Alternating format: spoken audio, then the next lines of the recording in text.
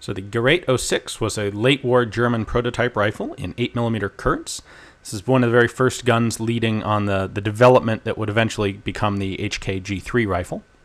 So it is roller locked, not delayed blowback, and it uses a short stroke gas piston to operate. As you can see there, it does have some issues with bolt bounce.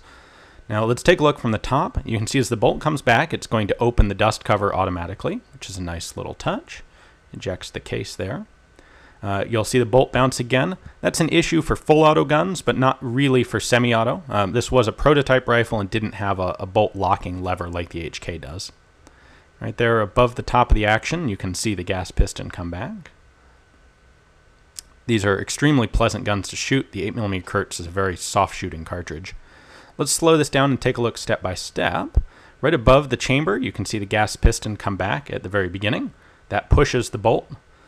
Gives it all the energy it'll need to cycle. Right here, our ejection starts. The bolt still has a ways to travel.